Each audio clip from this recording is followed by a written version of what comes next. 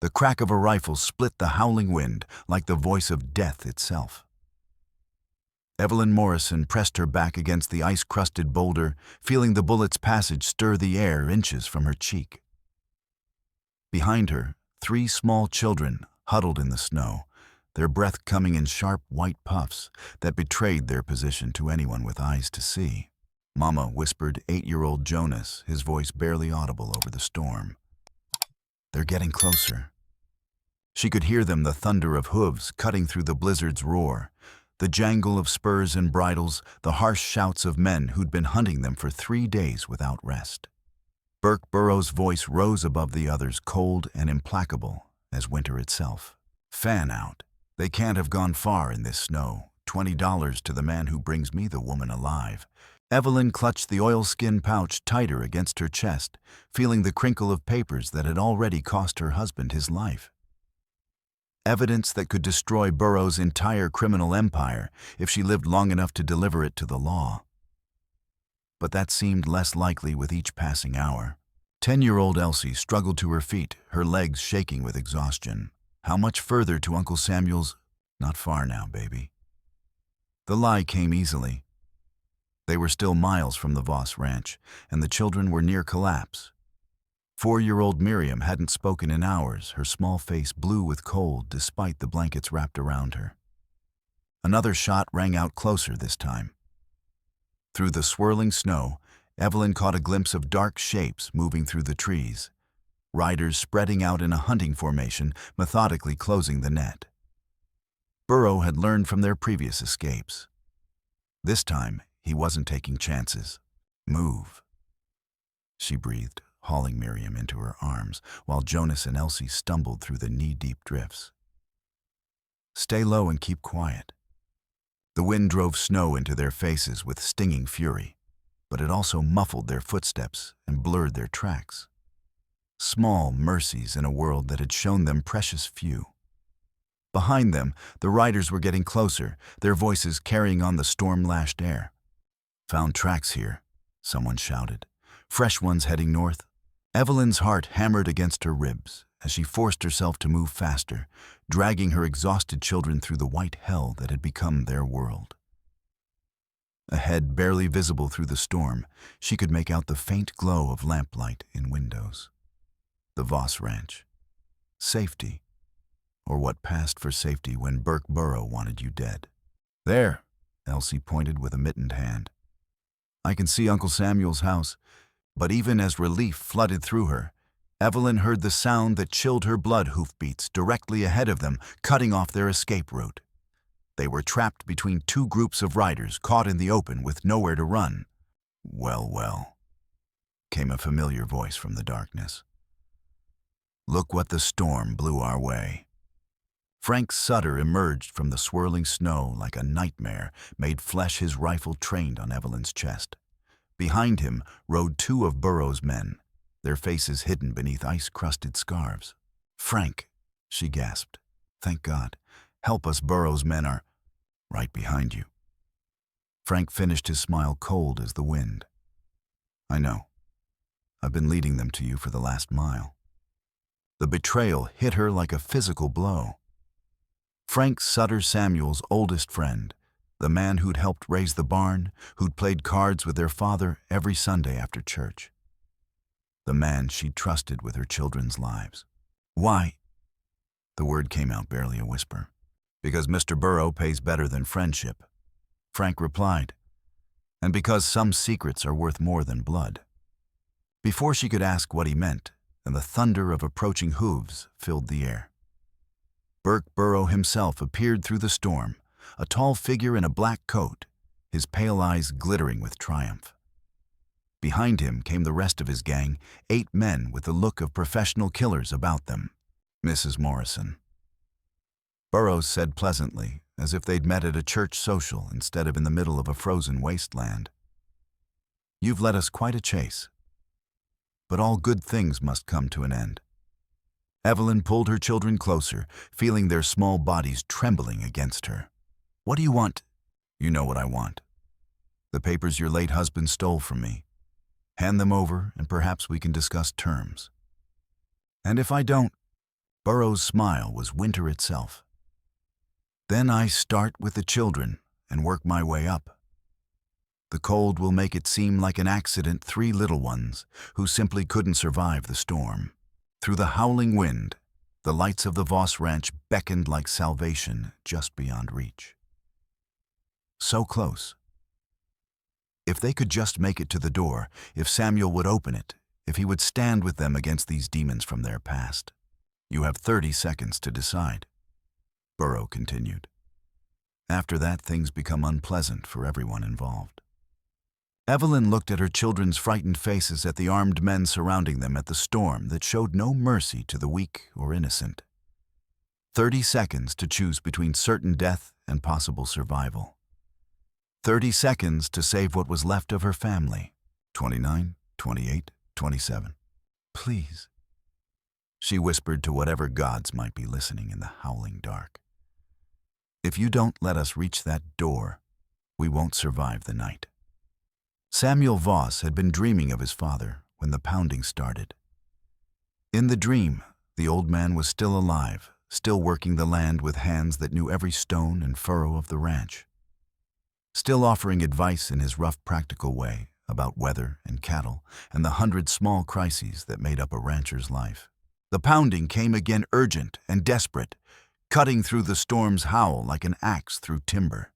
Samuel rolled from his bed, his hand automatically reaching for the rifle that stood against the wall. 5 years of living alone on the frontier had taught him that visitors after midnight rarely brought good news. Samuel, it's Evelyn. He froze his finger on the trigger. Evelyn. His sister, who'd vanished 5 years ago without explanation, leaving only a note that said she was sorry and that he'd understand someday. His sister, who'd broken his heart and left him to grieve their parents' deaths alone. Samuel pleased the children. Children. That was new. Through the thick wooden door, he could hear them, young voices whimpering with cold and fear. Whatever had driven Evelyn to disappear all those years ago, she wasn't alone anymore. He approached the door cautiously, peering through the gap between the curtains. What he saw made his blood run cold. His sister stood on the porch, her dark hair wild with snow, her face gaunt with exhaustion. But it was the 3 small figures huddled around her that made him unlock the door, despite every instinct screaming danger. They were children, a boy of maybe 8, a girl a few years older, and a tiny thing who couldn't be more than 4. All of them were blue with cold, and their clothes crusted with ice, their eyes holding the hollow look of people who'd seen too much of the world's cruelty. Jesus Christ, Evelyn. The words came out as a prayer and a curse combined. What the hell? If you don't let us in, she whispered, clutching the smallest child tighter. We won't survive the night. Samuel hesitated for exactly 3 heartbeats, long enough to see the desperation in his sister's eyes, long enough to hear the boy's teeth chattering with cold, long enough to remember that whatever sins Evelyn might have committed, these children were innocent. He stepped aside, and they stumbled into the warmth like refugees from a war zone. The contrast was stark and immediate. Outside, the storm raged with biblical fury. Inside, the ranch house offered the simple comforts Samuel's father had built, to last thick timber walls, a stone fireplace that could swallow whole logs, and the smell of wood smoke and coffee that had always meant home. But now it felt foreign, transformed by the presence of strangers. Evelyn moved like a ghost through rooms she'd once known, as well as her own heartbeat, her eyes taking in the changes 5 years had wrought. Samuel watched her, noting the new lines around her eyes, the scars on her hands, the way she positioned herself between the children and the door, as if expecting pursuit. Warm them by the fire, he said, already moving toward the kitchen. I'll heat some milk. The children gathered around the stone hearth like moths to flame, their small bodies shaking with more than cold. They were beautiful children despite their exhaustion, and the boy serious and watchful, the older girl with striking auburn hair, the little one with eyes like blue stars. But they were also damaged children, carrying themselves with the careful wariness of those who'd learned too young that the world was full of people who wanted to hurt them. Here. Samuel returned with steaming mugs, his movements careful around the young ones. He'd never been comfortable with children, too aware of his own size, too afraid of saying the wrong thing or moving too quickly. As the children sipped their milk, Samuel finally allowed himself to really look at his sister.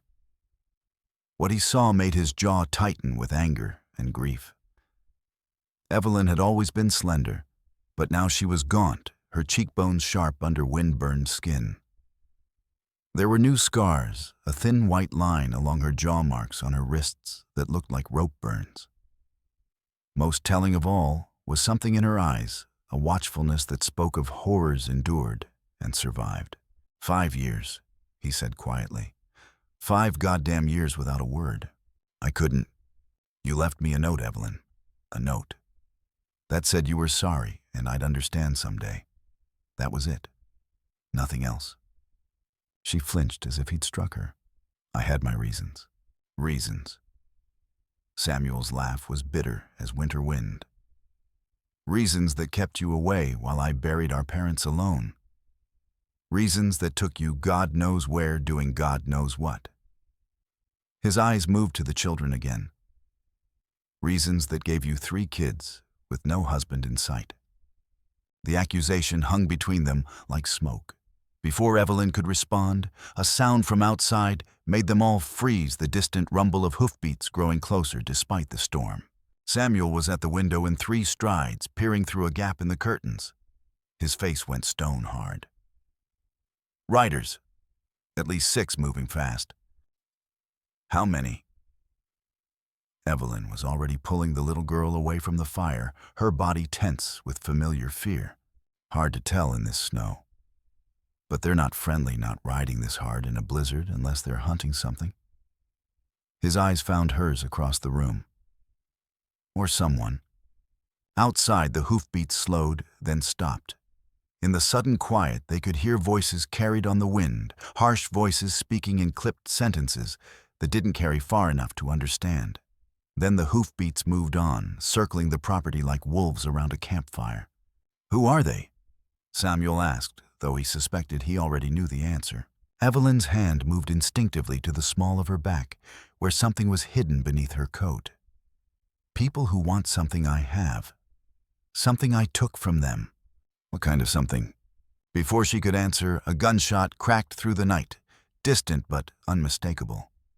Then another. And another. They're not just passing through, Samuel said grimly.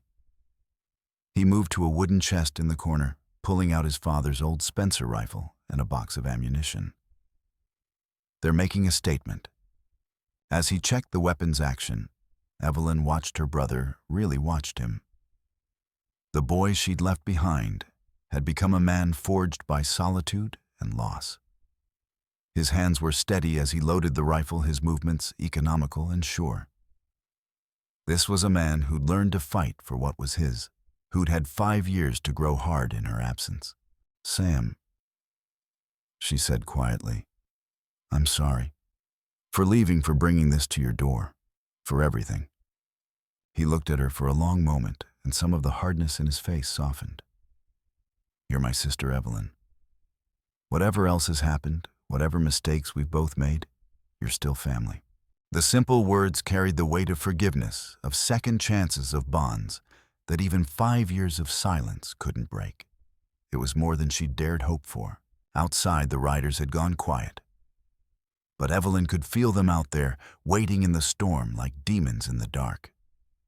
The boy Jonas pressed closer to her side, his young face grave with understanding beyond his years. Are they the bad men, Mama? The older girl, Elsie, asked quietly. Yes, baby, but Uncle Samuel won't let them hurt us. It was a promise she wasn't sure anyone could keep. But children needed certainties, even false ones. And hope was sometimes all that stood between survival and surrender. The little one, Miriam, hadn't spoken since they'd arrived. But her eyes tracked every movement, every sound. She understood danger, even if she couldn't yet name it. They all did. These weren't ordinary children living ordinary lives. These were survivors, each of them marked by experiences that should never touch the young. As the wind began to die and the snow fell in fat, lazy flakes, Samuel positioned himself at the front window with his rifle. Whatever was coming, they'd face it together.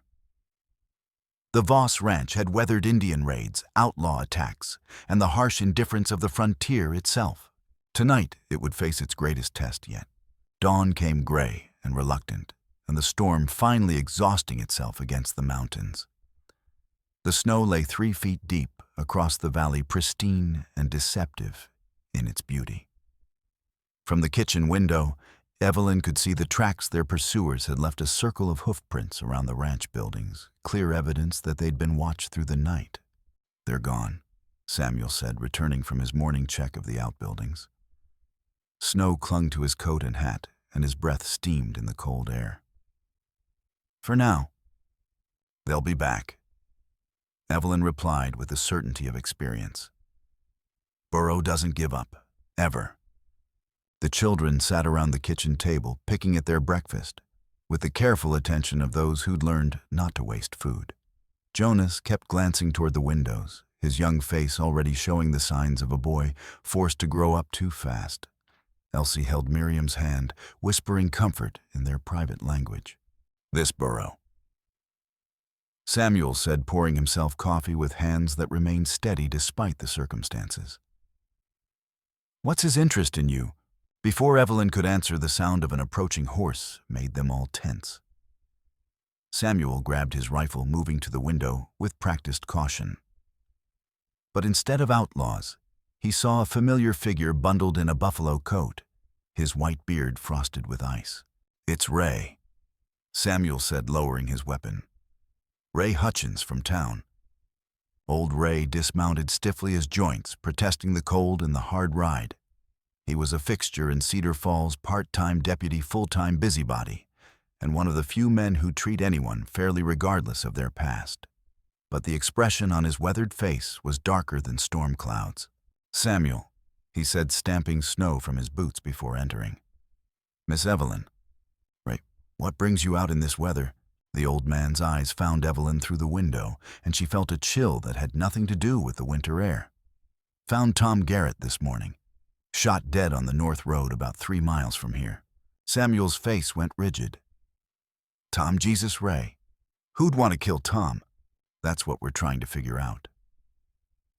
Ray's gaze never left Evelyn. "Tom was riding to warn folks about a gang of outlaws heading this way. Word is they're looking for a woman and 3 children who stole something valuable. Something worth killing for." The silence stretched like a wire under tension. Outside, the snow continued to fall, muffling the world in deceptive peace.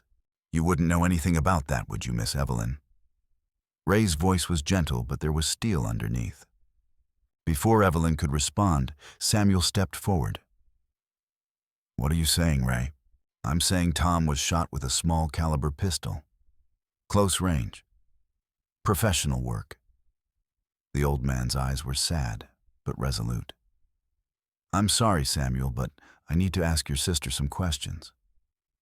"Like hell you do." Samuel's grip tightened on his rifle. "Sam, it's all right." Evelyn opened the door, stepping onto the porch. The cold hit her like a slap, but she kept her chin up. "What do you want to know, Ray?" "Did you kill Tom Garrett?" "No." The word came out strong and clear. "I've never seen the man in my life." "But you do know something about these outlaws." Evelyn hesitated. The truth was complicated, dangerous, and would put everyone she cared about at risk. But lies had a way of catching up with you, especially in a small town where secrets were currency. "Their leader is a man named Burke Burrow," she said finally. "I have something he wants back. Evidence of crimes he's committed." "What kind of evidence?" "Documents, witness statements. Proof that he's been running a criminal enterprise across 3 territories. She wrapped her arms around herself, suddenly feeling exposed. "My husband tried to turn the evidence over to federal marshals. Burrow killed him for it." Ray's eyebrows climbed toward his hairline. Your husband, Miss Evelyn, you never mentioned being married. There's a lot I never mentioned. Her voice carried years of accumulated pain. Daniel Morrison was a good man. Burrow murdered him for trying to do the right thing. I took the papers and ran with the children.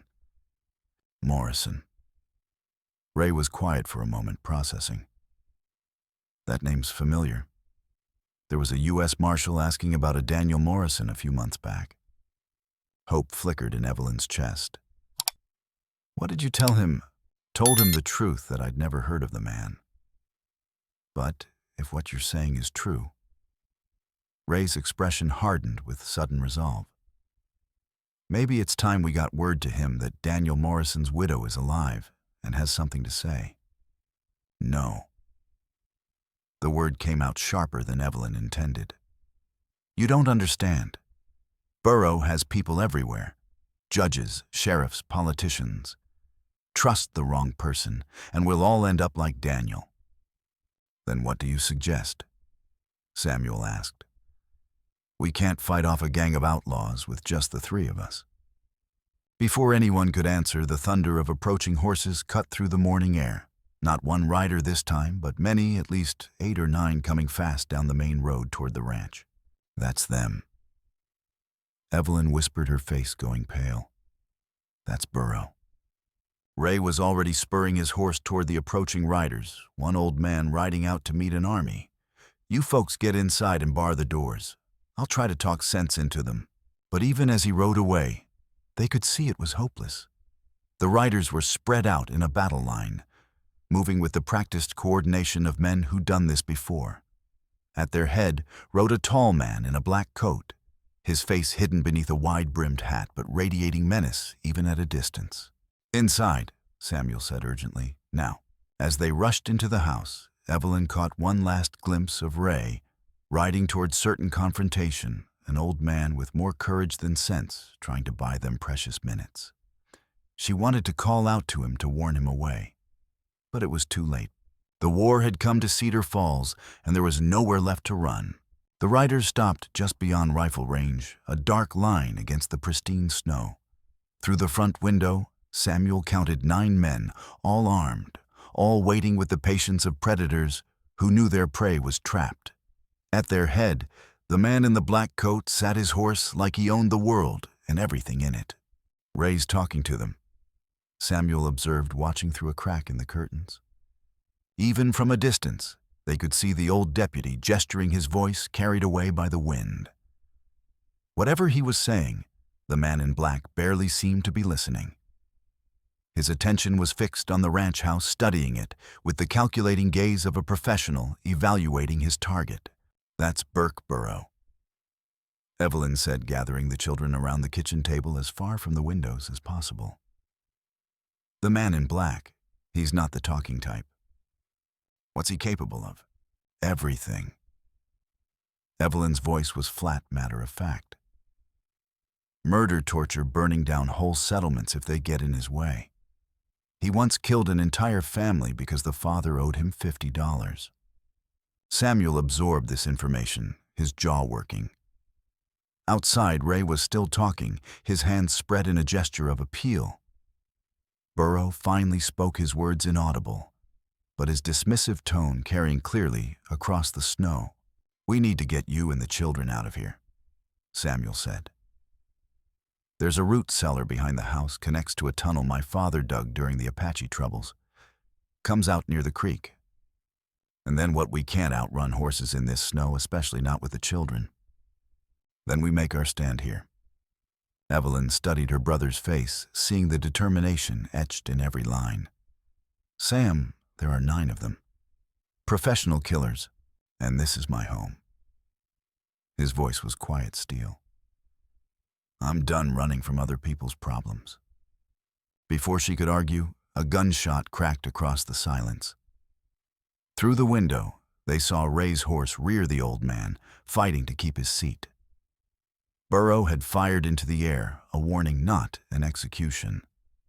Yet, then Burrow's voice rolled across the snow, amplified by the peculiar acoustics of the winter air. Evelyn Morrison, I know you're in there.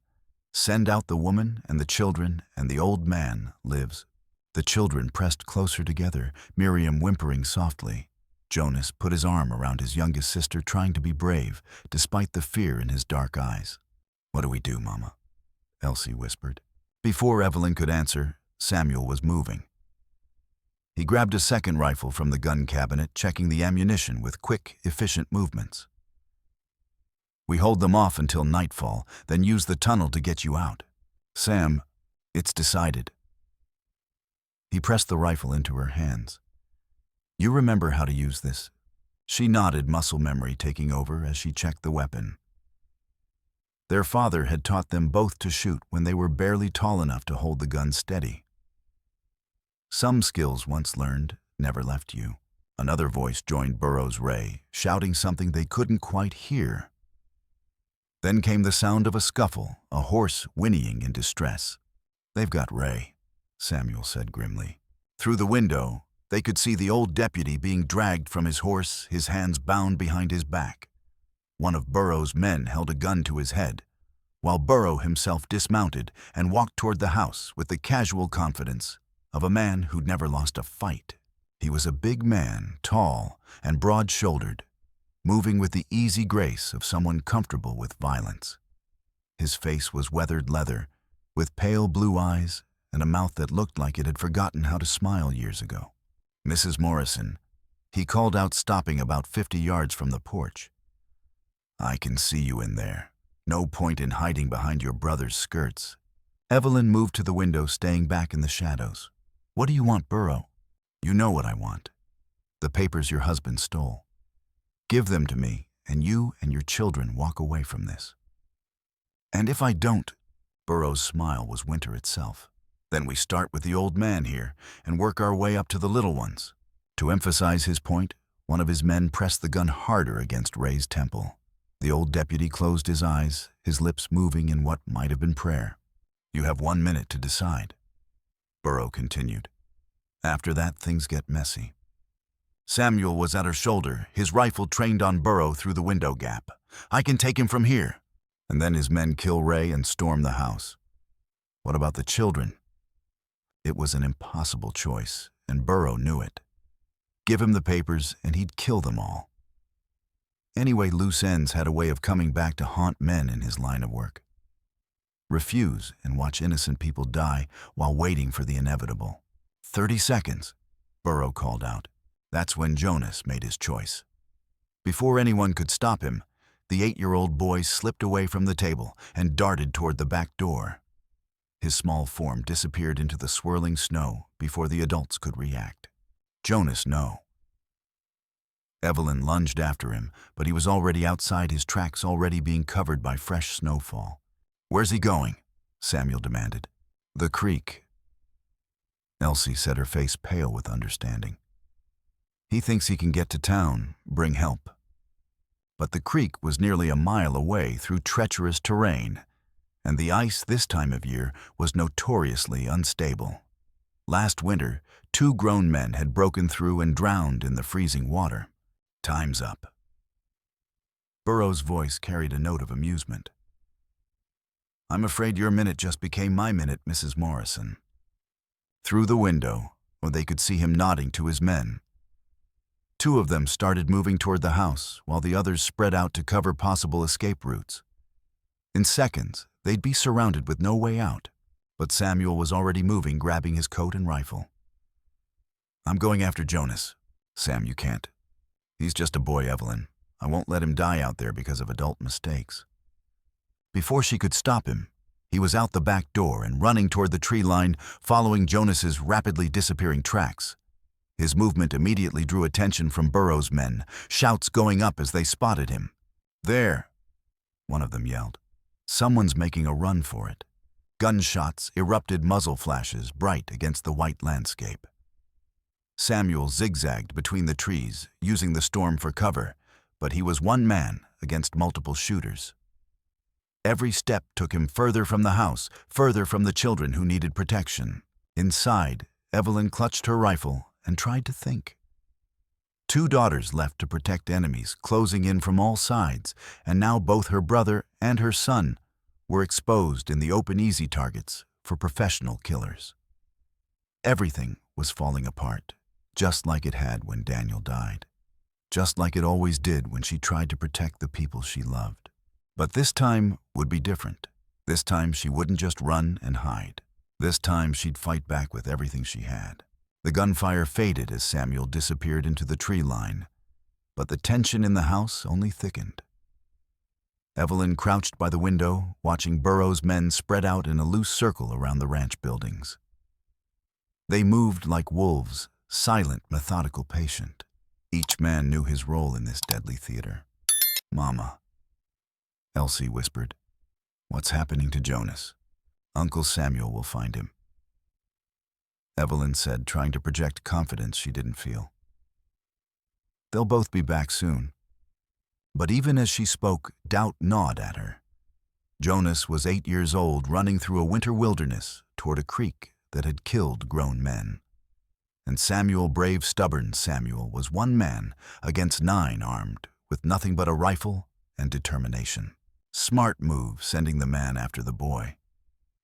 Burrow called out, his voice carrying easily across the snow. "Now, I only have to worry about 1 woman and 2 little girls. Much more manageable odds." Evelyn bit back the urge to shout a reply. Let him think her helpless, defeated. Let him underestimate what a cornered mother was capable of. Minutes crawled by with agonizing slowness. Miriam had gone silent again, retreating into that private space where frightened children hid when the world became too terrible to face. Elsie sat beside her sister, one small hand stroking Miriam's hair, her 10-year-old face wearing an expression of adult worry. Then came the sound of hoofbeats, a single horse approaching from the east, moving at an easy canter through the snow. Evelyn's heart leaped with desperate hope that help had somehow arrived. But the rider who emerged from the storm wasn't salvation. It was Frank Sutter. Frank Burroughs' voice held genuine pleasure. "Right on time, my friend." Evelyn's blood turned to ice water.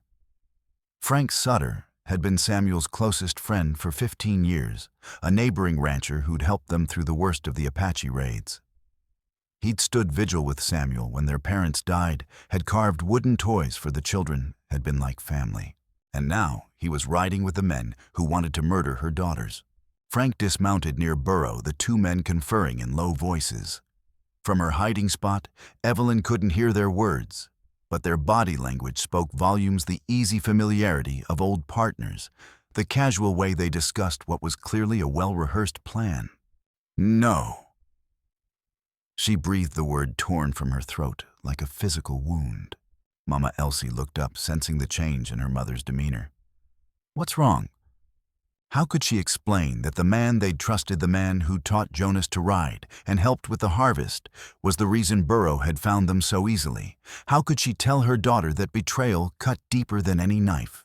Frank approached the house, his hands raised in a gesture of peace.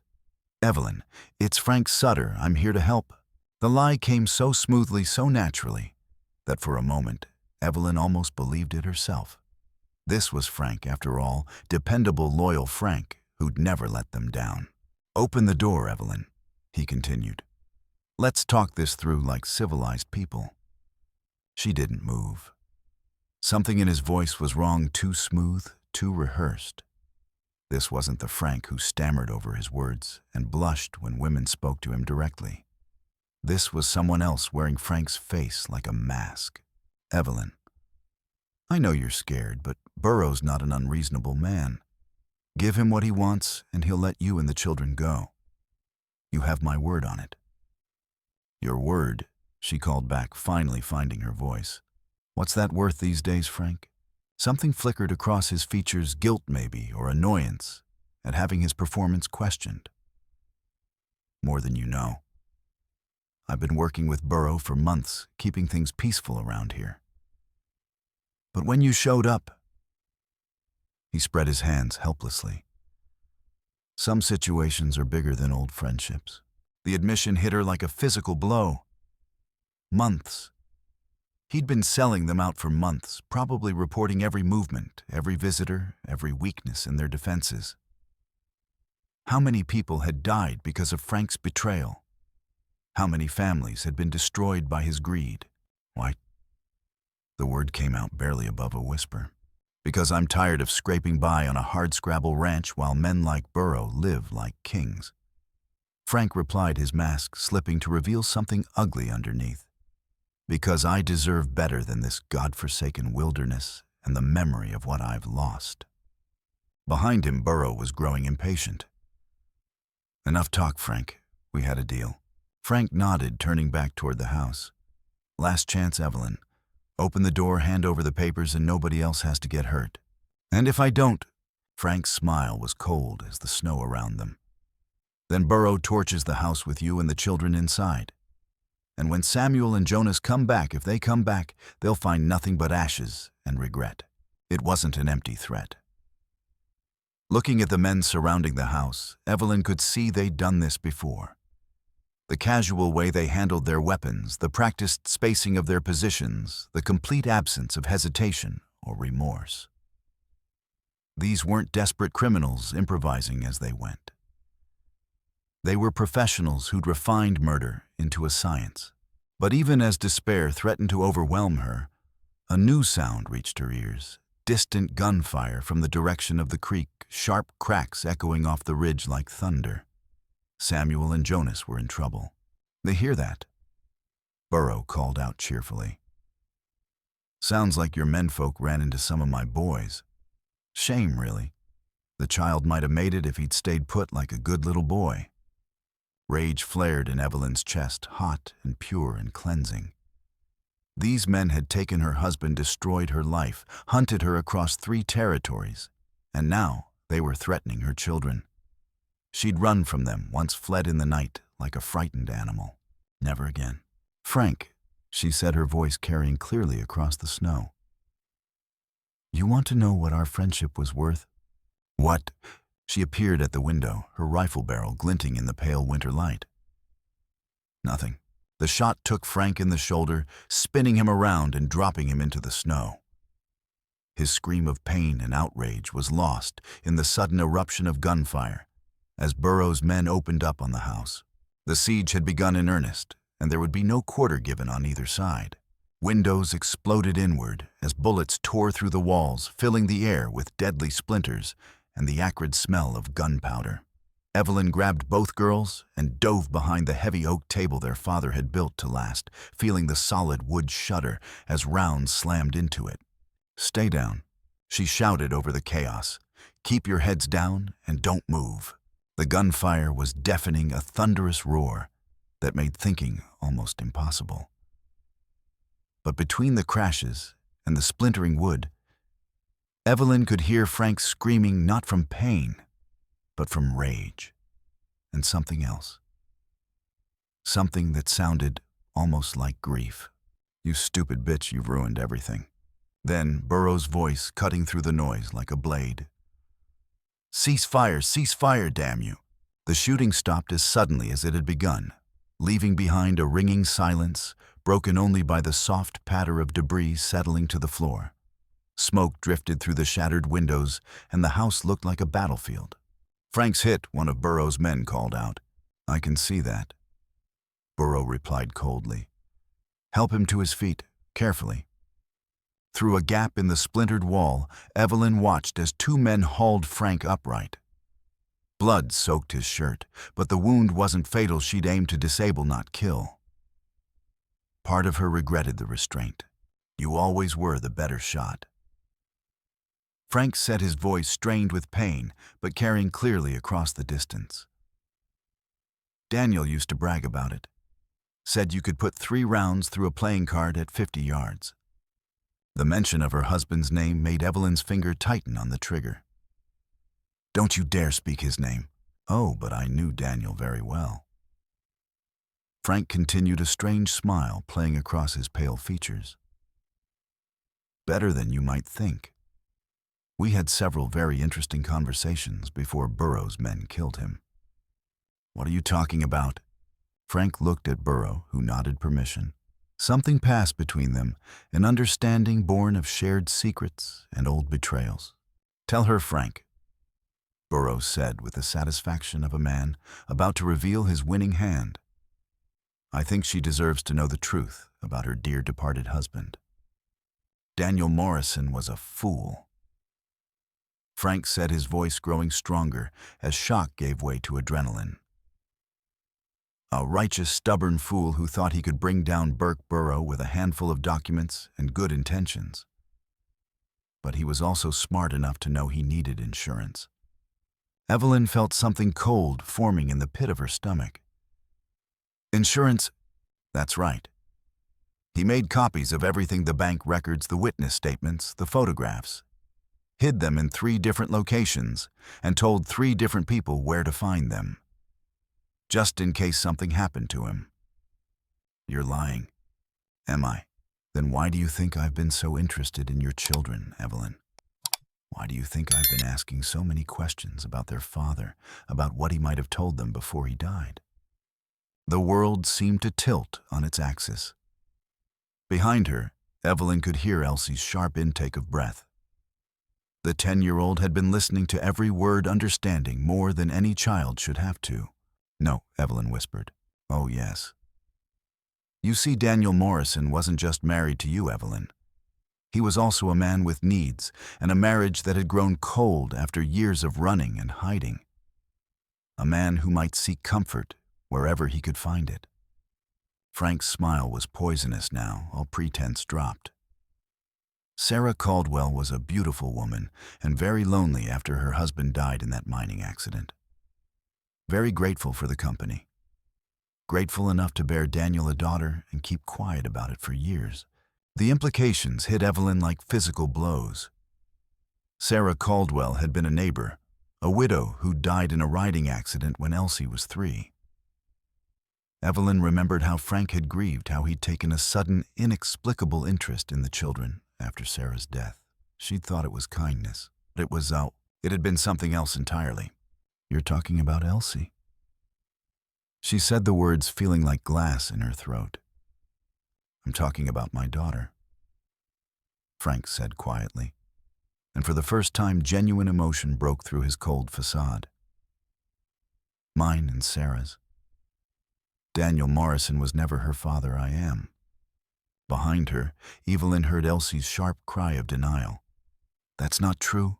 Papa Daniel was my father. He loved me. Frank's expression softened with what might have been genuine affection. I'm sure he did, sweetheart. Daniel was a good man who protected what wasn't his to keep. But you're mine, Elsie.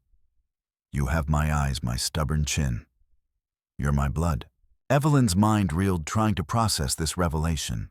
She remembered Sarah's funeral, how Frank had stood apart from the other mourners, his grief seeming disproportionate for a neighbor's death. She remembered how he'd insisted on helping with the children afterward, how he'd carved that special wooden horse for Elsie, who'd always been his favorite. So you see, Burroughs said, his voice cutting through her thoughts like a blade. This isn't just about some stolen papers anymore. Frank has a legitimate claim on the girl, a father's claim. And I'm a reasonable man when it comes to family matters. What are you saying? I'm saying we can make a deal. Give me the papers and Frank gets his daughter back.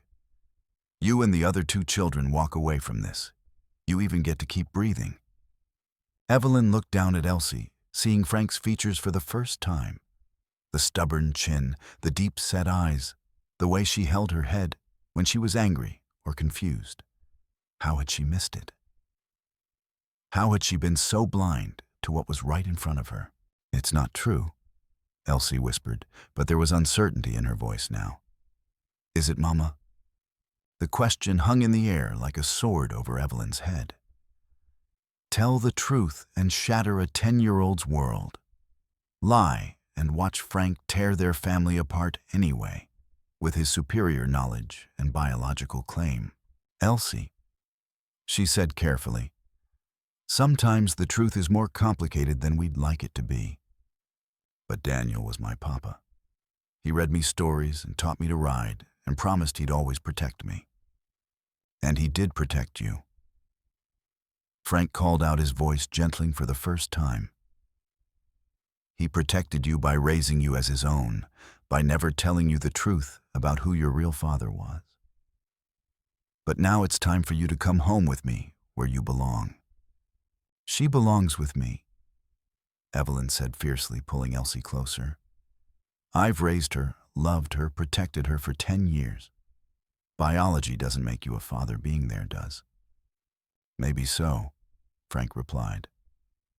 But the law sees things differently, and Burrow has connections in high places. A word from him and I'll have legal custody before the week is out. Over my dead body.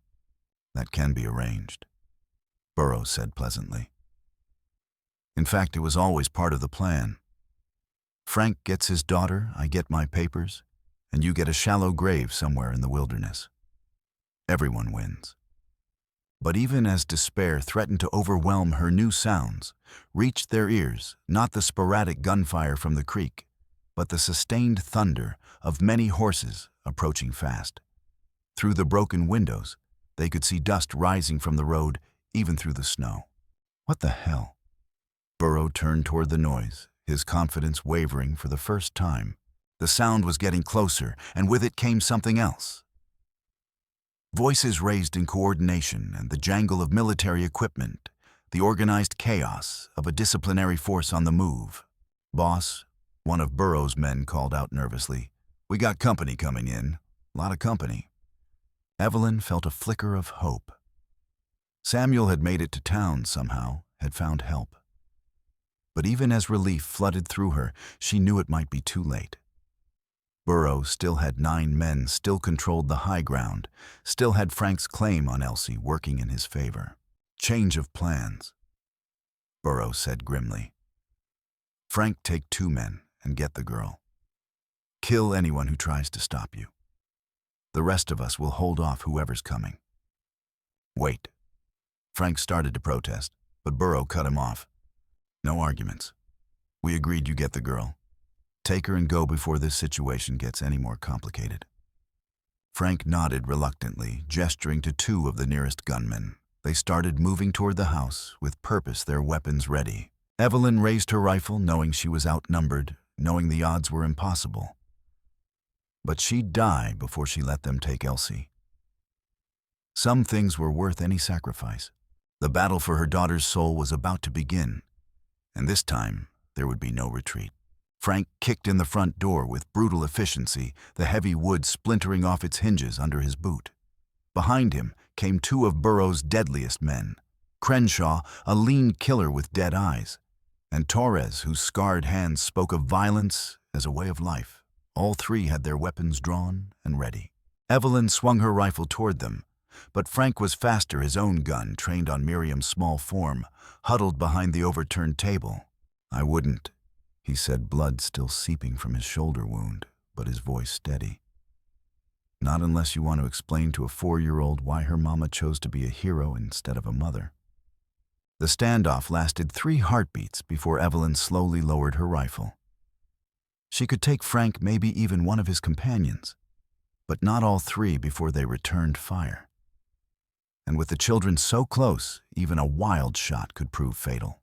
Smart choice, Frank said, stepping into the ruined house.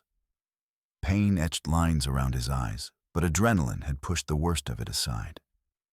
Now, Elsie, come to your father. I won't go anywhere with you. Elsie said, her young voice steady despite the terror in her eyes. You're a liar and a traitor. Frank's expression softened with what might have been genuine affection. Sweetheart, I know this is confusing, but I'm trying to save your life here. Burrow isn't known for his mercy. If you stay with your mother, you'll die with her. Then I'll die with her. Elsie replied simply, She's my mama, but I'm your father. No. The word came out like a gunshot. Daniel Morrison was my father. You're just a man who sold his soul to murderers. Frank's face darkened, the mask of paternal concern slipping. You ungrateful little brat. You don't know what you're throwing away. Outside, the sound of approaching riders was getting louder. Many horses moving fast through the snow. Through the broken windows, They could see Burrow positioning his remaining men for a fight, using the ranch buildings as cover. Whatever help was coming, it would arrive in the middle of a war zone. "We need to move," Crenshaw said nervously, his eyes darting toward the windows. "Grab the girl and let's go." "She won't come willingly," Frank replied, studying Elsie's defiant face. "Then we make her willing." Torres suggested raising his pistol toward Miriam. The threat hung in the air like poison. Frank hesitated for a moment, some last vestige of decency warring with his desperation. Then his face hardened with resolve. "Do it." Evelyn threw herself between the gun and her youngest daughter, knowing she was too late, knowing the bullet would tear through her and into Miriam anyway. But the shot never came. Instead, a rifle bullet punched through the back wall and took Torres center mass, spinning him around and dropping him to the floor. A second shot followed immediately, catching Crenshaw in the shoulder and sending his pistol flying. "Samuel," Evelyn gasped. Her brother's voice came from outside, rough with exhaustion, but gloriously alive. "Evelyn, get down and stay down." More gunfire erupted as Burrow's men turned to face this new threat. Through the shattered walls, Evelyn caught glimpses of figures moving through the trees, not just Samuel, but others. Men on horseback spreading out to surround Burrow's position. "Goddamn cavalry," Frank snarled. "Should have known your brother would complicate things." He grabbed Elsie's arm, hauling her toward him despite her struggles. The wounded Crenshaw tried to help, but his gun arm was useless and he was losing blood fast. Let her go. Evelyn lunged forward, but Torres, dying but not dead, managed to block her path with his rifle. "Try it." The man wheezed, blood frothing at his lips. "Give me an excuse." Frank was dragging Elsie toward the back door, the girl fighting him every step of the way. But she was 10 years old, and he was a grown man desperate enough to use his full strength. "A mama," Elsie screamed, reaching back toward Evelyn with desperate fingers. "I'm coming, baby." But even as she spoke, Evelyn knew it was hopeless. Frank would disappear into the storm with Elsie, and by the time the fighting ended, they'd be long gone. She'd lose her daughter to a man who saw her as property to be claimed rather than a child to be loved. That's when Miriam surprised everyone for the second time that day. The 4-year-old had been silent through most of the crisis, overwhelmed by the violence and chaos around her. But now she stood up, walked calmly to where Torres had dropped his backup pistol and picked it up with both small hands. The weapon was far too heavy for her, and she had to brace it against the wall to keep it level. But her finger found the trigger, and the barrel was pointed in Frank's general direction. "Let Elsie go," she said in her little girl voice, with the absolute certainty that only children possessed. Frank stopped staring at the child in disbelief. "Put that down before you hurt yourself, sweetheart." I said let her go. The pistol wavered in Miriam's small hands, but her resolve didn't. Frank's grip on Elsie loosened slightly as he tried to process this new development. A 4-year-old with a loaded weapon was arguably more dangerous than a trained gunfighter. Children had no understanding of consequences, no concept of proportional response. "Listen, little girl," Frank said, his voice taking on the patient tone adults used with unreasonable children. "I'm not trying to hurt your sister. I'm trying to save her." "You're lying," Miriam said simply. "You made Mama cry. You made Elsie scared. That's not saving. That's hurting." "Miriam." Evelyn tried, "Please put the gun down. We'll figure this out." But Miriam wasn't listening to her mother anymore. Her attention was fixed on Frank with the laser focus only children could achieve. "You're a bad man. Bad men don't get to take my sister. Kid, you don't want to." Miriam pulled the trigger. The recoil knocked her backward into the wall, but the bullet flew true enough. Frank screamed and released Elsie, clutching his leg where the shot had torn through his thigh. Blood spurted between his fingers as he collapsed to his knees. "You little bitch," he snarled, all pretense of fatherly concern gone. "I'll kill you for that." But Elsie was already moving, scrambling away from Frank and diving behind the overturned table where her mother waited. The wounded Crenshaw tried to follow her with his rifle. But Evelyn was faster. Her shot took him center mass, dropping him beside his dying partner. Frank was alone now, bleeding and desperate and filled with the rage of a man watching his plans crumble to ash. He dragged himself upright, using the wall for support, his pistol shaking in his hand. "You think you've won?" he gasped. "You think this changes anything? There are more of Burroughs' men out there, and you're trapped in a house with no way out." "And maybe—" Evelyn said, her rifle trained on his chest. "But Elsie's safe from you. That's enough." Frank's laugh was bitter as winter wind. "Safe? She'll never be safe, not as long as she's alive. I know things about Daniel's past that would destroy you all. Secrets that died with him, or so you thought." He started to raise his pistol, murder and madness warring in his eyes.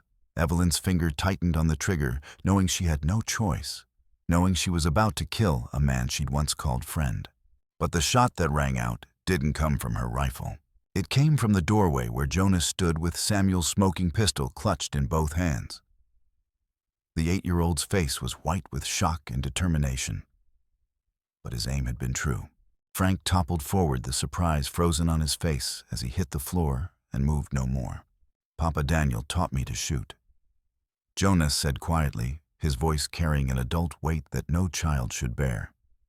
"He said sometimes good people have to do terrible things to protect their family." Samuel appeared in the doorway behind his nephew, his face grim with the knowledge of what the boy had just done. "Jonas, give me the gun."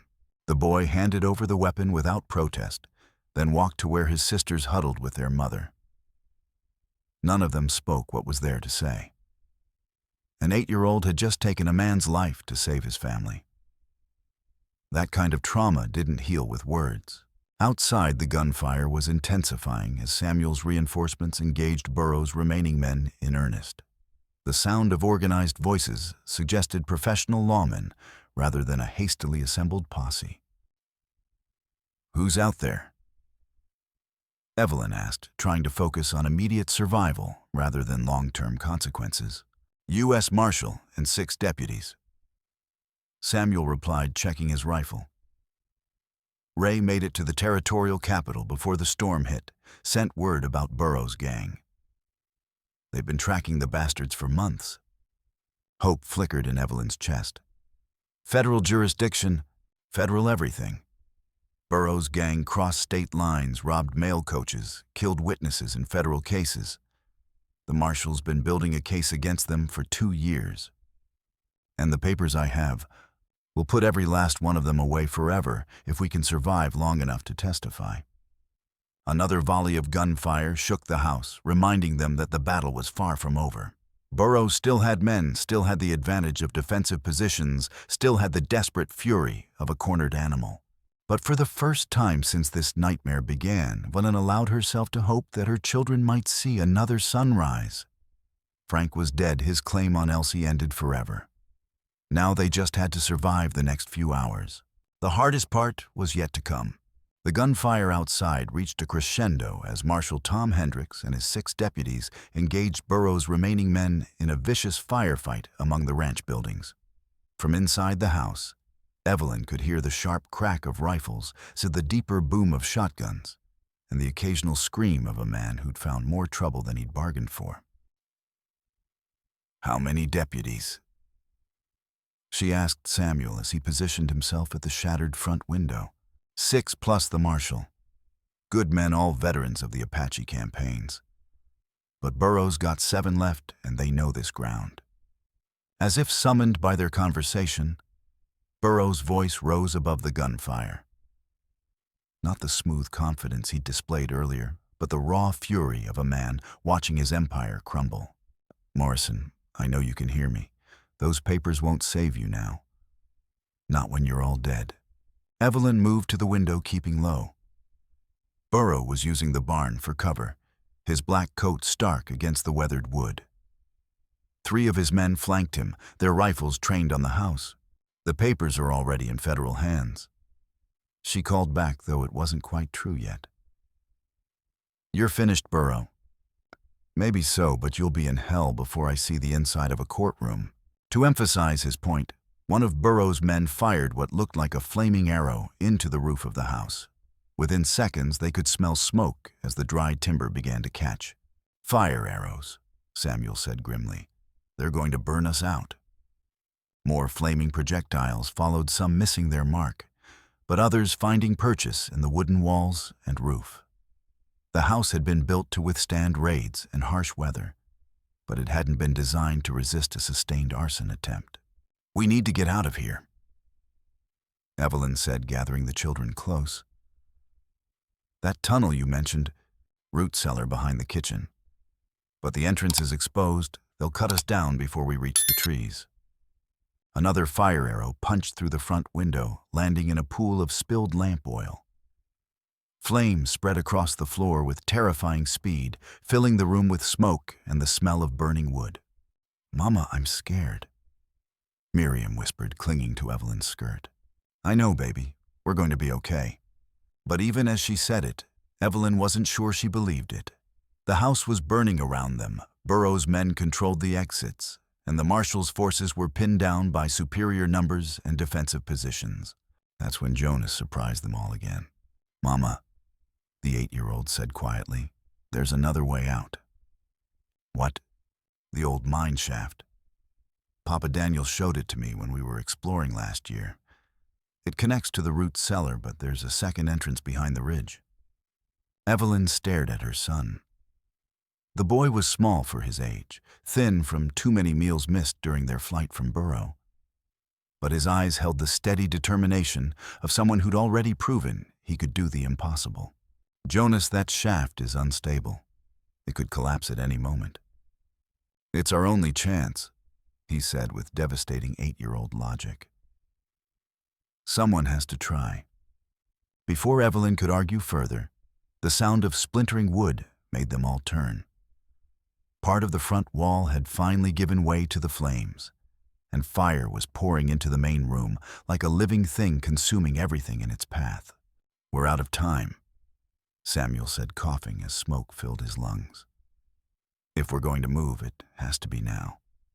Evelyn looked at her children. Jonas, with his serious dark eyes and adult determination, the Elsie still shaking from Frank's attempt to kidnap her and little Miriam, who'd shot a grown man to protect her sister. They'd all been forced to grow up too fast to make choices no child should have to make.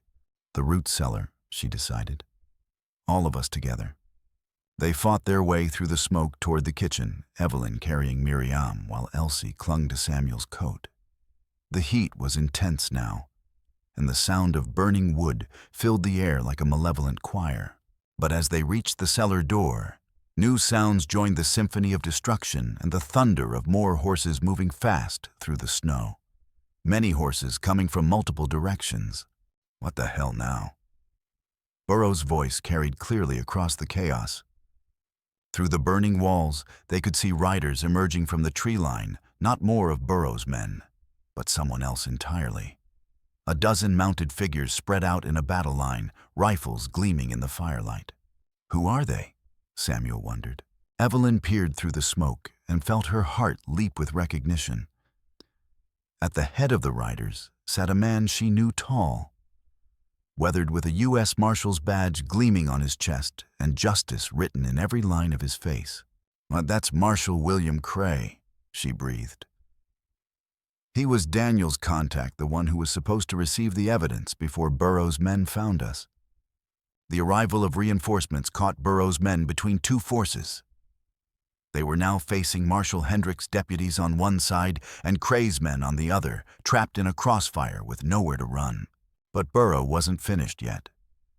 Cornered animals were always the most dangerous, and he'd built his reputation on never surrendering, never backing down, never showing mercy to those who crossed him.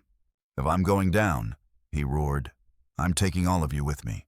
He emerged from behind the barn, a stick of dynamite in his hand, and the fuse already lit and sparkling. His remaining men followed, their faces set with the grim determination of those who'd chosen death over capture. The whole place goes up, Burrow screamed, his voice carrying over the gunfire. Every last one of you dies today. That's when the roof chose that moment to collapse. Burning timbers crashed down around them, sending sparks and flaming debris cascading through the house. The stone walls of the root cellar offered some protection, but the heat was overwhelming, and the smoke was getting thicker by the second. Down! Samuel shouted, pushing them all toward the cellar entrance. Everyone down! They tumbled down the stone steps into the relative safety of the underground chamber, but they weren't safe yet. Above them, the house continued to burn, and they could hear Burrow's voice getting closer as he advanced on their position. "You can hide down there all you want," he called out. "This dynamite will bring the whole foundation down on your heads." Through the cellar's stone walls, they could hear the battle raging outside, multiple groups of lawmen converging on Burrow's position, gunfire echoing off the mountains, men screaming and dying in the snow. But down in their stone tomb, surrounded by jars of preserved food and the smell of damp earth, Evelyn held her children close and waited for the end. Whatever happened next, they'd face it together as a family. The climax had arrived, and everything, their lives, their freedom, their future, hung in the balance of the next few minutes. Falling action. The explosion, when it came, was deafening. The entire cellar shook as Burrow's dynamite detonated somewhere above them, bringing down what remained of the house's upper structure in a cascade of burning timber and stone. Dust rained down through the cracks in the ceiling, and for a terrifying moment, Evelyn thought they'd be buried alive, but the stone walls held. Their father had built this shelter to withstand Apache raids and the worst nature could throw at them. It had been tested by time and violence, and it had not been found wanting. "Everyone okay?" Samuel called out, his voice muffled by the ringing in their ears. "We're alive," Evelyn replied, checking each child for injuries. Miriam was crying softly, more from fear than pain. Jonas sat silent and thoughtful, his young mind processing the violence he'd both witnessed and participated in. Elsie held her little sister close, whispering comfort in their private language. Above them, the gunfire was becoming sporadic, no longer the sustained roar of a pitched battle, but the occasional crack of a sniper's rifle or the sharp bark of a pistol finishing what had been started. The storm was passing both literally and figuratively. "Stay down," Samuel whispered as footsteps echoed overhead. "Let them finish it." Through the stone walls, they could hear voices, harsh commands, the clatter of boots on broken timber, the professional efficiency of lawmen securing a crime scene. Gradually, the sounds of violence faded, replaced by the organized chaos of aftermath. "Samuel Voss," a voice called from above. "This is Marshal Cray. Are you down there?" "Here," Samuel shouted back. "We're in the root cellar. Everyone alive. All accounted for. Stay put while we clear the debris. Won't be long now." It took the better part of an hour to clear enough of the wreckage to reach them safely. When they finally emerged from their stone sanctuary, they stepped into a world transformed. The ranch house was gone, reduced to smoldering ruins and scattered foundation stones. The barn had partially collapsed, its roof caved in from stray bullets and flying debris. But scattered across the snow were the bodies of Burrow's men, some killed in the crossfire, others cut down while trying to flee. Of Burke Burrow himself, there was only a crater where the dynamite had exploded and a few scattered pieces of black cloth that might once have been his coat. "It's over," Marshal Cray said, approaching them with his hat in his hands. He was older than Evelyn remembered, his hair gone white and his face lined with years of hunting dangerous men. But his eyes were kind, and when he spoke, his voice carried the authority of federal law. "Burrow, dead.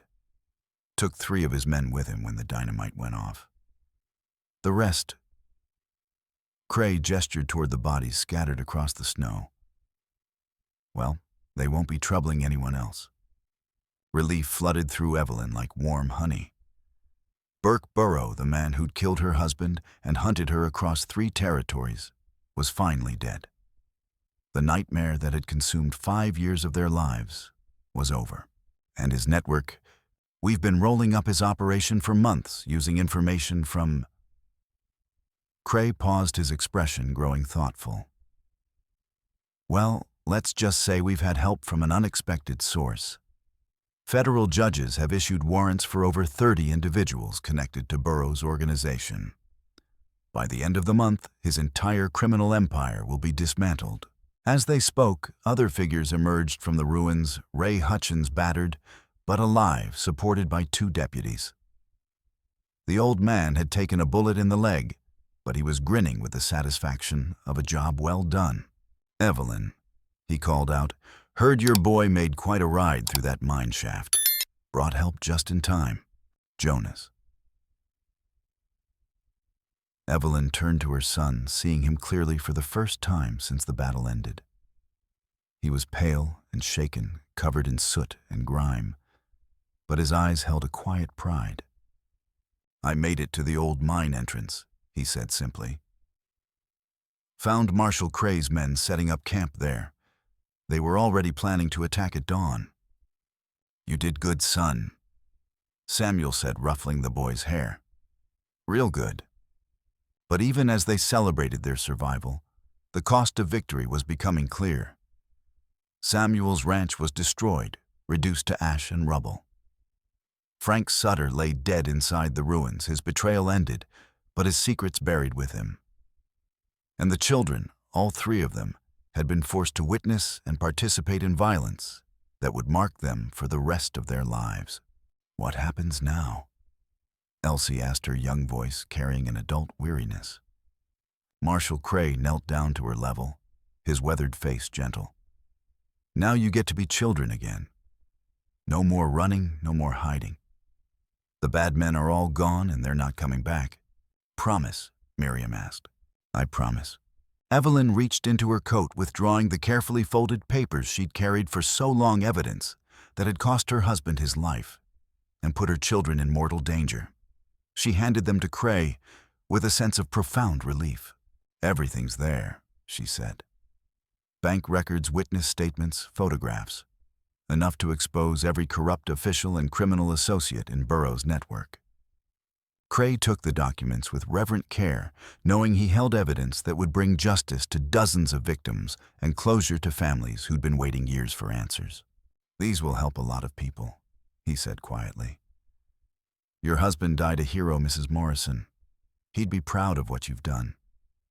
As the sun began to set behind the mountains, painting the snow-covered landscape in shades of gold and crimson, the survivors of the siege gathered around the dying embers of what had once been the Voss Ranch.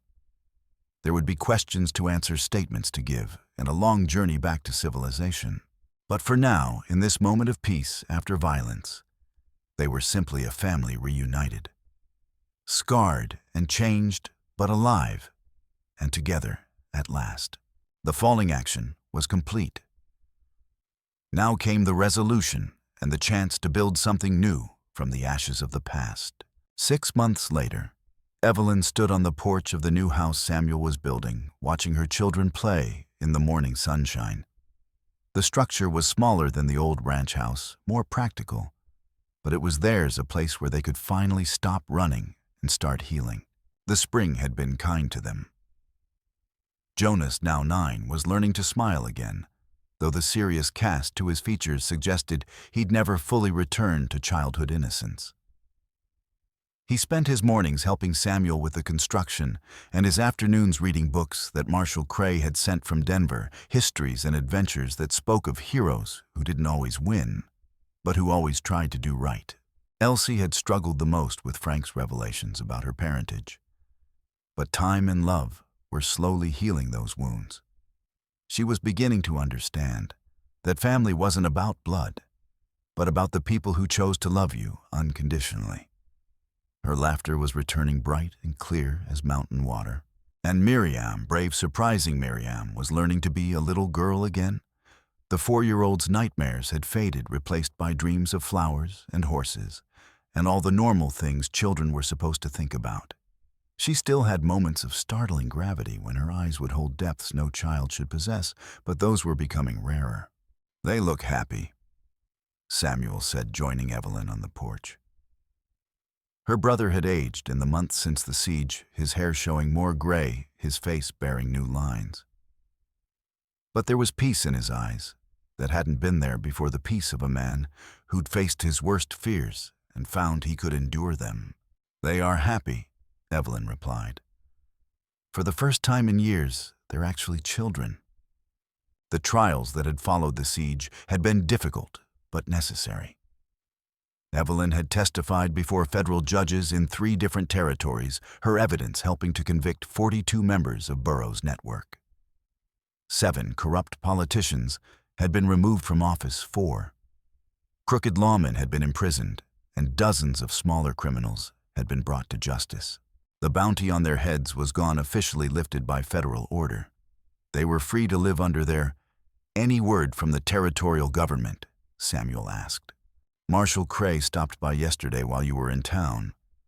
They've offered me a position helping other families who've been targeted by criminal organizations. Seems my experience with Burroughs' network makes me valuable." Samuel nodded thoughtfully, and I told him I'd think about it. The children need stability right now, not more adventure. They stood in comfortable silence for a while, watching the children play. The morning air was warm and clean, carrying the scent of new grass and wildflowers. It was the smell of renewal, of second chances of life, continuing after trauma. "There's something else," Samuel said eventually. "A letter came for you today, from back east." He handed her an envelope bearing an official seal. Inside, she found a letter from the Department of Justice, written in formal legal language, but carrying a message that made her hands tremble. "What is it?" Samuel asked, seeing her expression. "It's about Daniel." She said, her voice barely above a whisper. "They've been investigating his death, following up on leads from the evidence we provided." She read the letter again, hardly daring to believe what she was seeing. "Sam, there's something I need to tell you. Something about Frank's claims regarding Elsie." Samuel's face grew serious. "What about them?" "They were lies. All of it." Evelyn's voice grew stronger with each word. "The investigators found Sarah Caldwell's personal papers. She documented everything, including the fact that Daniel really was Elsie's father. Frank fabricated the affair because he was obsessed with Sarah, had been for years. When she rejected him, he convinced himself that her child must be his. The relief was overwhelming. Frank had died for a delusion, had betrayed lifelong friendships, and tried to destroy a family based on nothing more than wishful thinking and his own twisted desires. "Does Elsie know?" "Not yet. I thought you should help me decide how to tell her." Before Samuel could respond, and the children came running up to the porch, and their faces flushed with exercise and laughter. "Mama, Uncle Samuel." Jonas called out, "Can we go to the creek this afternoon? I want to show Miriam the place where the beavers built their dam." "As long as you stay together and don't go near the deep water," Evelyn replied. "We will," Elsie promised. Then more quietly, "Mama, are you crying? Are you sad?" Evelyn knelt down, pulling all 3 children into her arms. "No, baby, I'm not sad. I'm the opposite of sad." "What's the opposite of sad?" Miriam asked. "Grateful," Evelyn said, holding them close. "I'm grateful that we're all here, all safe, all together." As the children ran back to their games, Samuel studied his sister's face. "There's more in that letter, isn't there?" Evelyn nodded, her expression complex. "They want me to come to Denver. There's going to be a congressional hearing about corruption in territorial law enforcement. They want my testimony. That's good, isn't it? Justice being served." "It is. But..." She paused, watching her children play in the sunshine. "It means leaving all this. Traveling again, being in the public eye. The children could stay here with me," Samuel offered.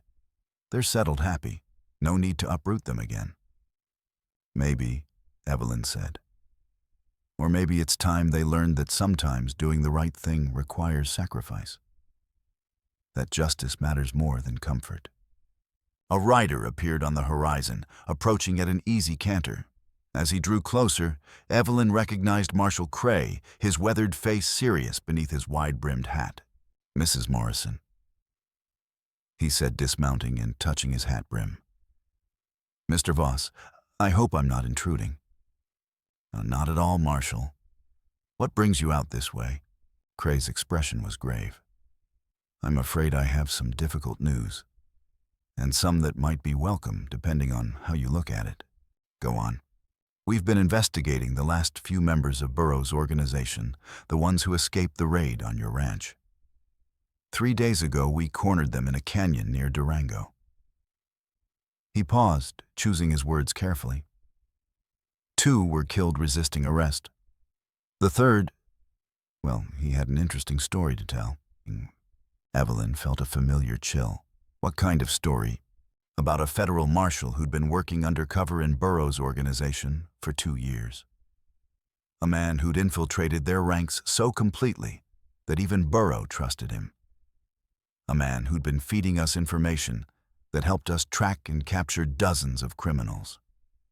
The world seemed to stop. Evelyn's breath caught in her throat as the implications hit her. "His name was Daniel Morrison." Cray continued gently. "And according to this outlaw, he's very much alive." The letter fell from Evelyn's nerveless fingers, fluttering to the porch floor like a wounded bird. Samuel caught her arm as she swayed, his face a mixture of shock and hope. "That's impossible," she whispered. "I saw Burroughs shoot him. I saw him fall." "You saw a man take a bullet and go down," Cray corrected. "But federal marshals are trained to survive situations that would kill ordinary men. Daniel Morrison has been in federal protective custody for the past 18 months, recovering from his injuries and helping us build cases against Burroughs' network." "Where is he?" The words came out as barely a breath. "Denver, at the federal courthouse. He's been asking about you for months, but we couldn't risk contact until we were certain Burrough was dead and his organization dismantled." Evelyn sank into a chair, her mind reeling. Daniel alive. Daniel working with the law, fighting the same fight she'd been fighting. Daniel somewhere in Denver, wondering if his family had survived. Mama. Elsie had stopped playing and was looking at her with concern. "What's wrong?